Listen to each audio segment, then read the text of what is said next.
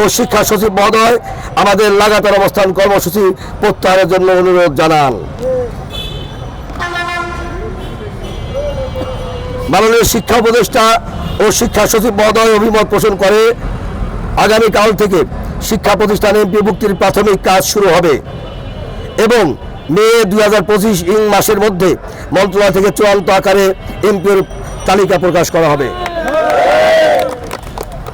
আমাদের দাবি পূরণে বিভিন্ন রাজনৈতিক দল, পেশাজীবী সংগঠন, সুশীল সমাজ, শিক্ষানুরাগী ব্যক্তি, সাংবাদিক, আইন শৃঙ্খলা রক্ষাকারী বাহিনী, বিভিন্ন গোয়েন্দা সংস্থা, শিক্ষা মন্ত্রণালয়ের সংশ্লিষ্ট কর্মকর্তা কর্মচারী, অন্তর্বর্তীকালীন সরকারের মাননীয় প্রধান উপদেষ্টা ও শিক্ষা উপদেষ্টা সহ ঢাকাবাসীকে সম্মিলিত নন এমপিও ঐক্য পরিষদের পক্ষ থেকে ধন্যবাদ ও মোবারকবাদ জানাই।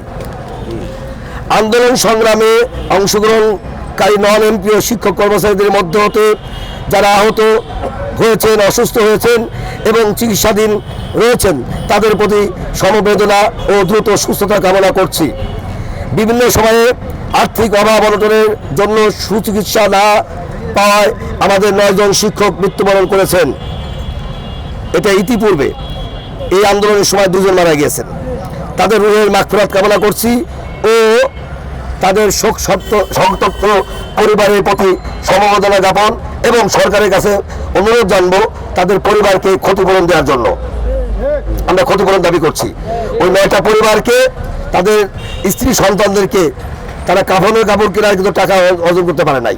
তারা সময় দিয়েছে। গত পরশুদিন যে ভদ্রলোক মারা গেছে, নাম কি? রকুরুজ্জামান রিপন সাহেব। উনি 22 বছর শিক্ষকতা করেছেন, কিন্তু একটি টাকা উনি প্রতিষ্ঠান থেকে পাননি। ওনার কাফনের কাপড় কেনা রাখছে কোনো আত্মীয়র কাছ থেকে ধার করে। সুতরাং আমরা ওই পরিবারের ক্ষতিপূরণ দাবি করছি।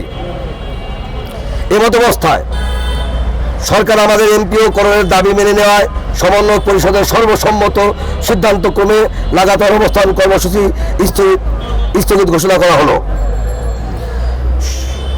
প্রিয় সাংবাদিক বন্ধুগণ, আমাদের দাবি চূড়ান্তভাবে বাস্তবায়ন না হওয়া পর্যন্ত আমাদের সাথে থাকবেন এই প্রত্যাশা করছি। সকলকে অসংখ্য ধন্যবাদ। আল্লাহ আমাদের সহায় হন। আমিন।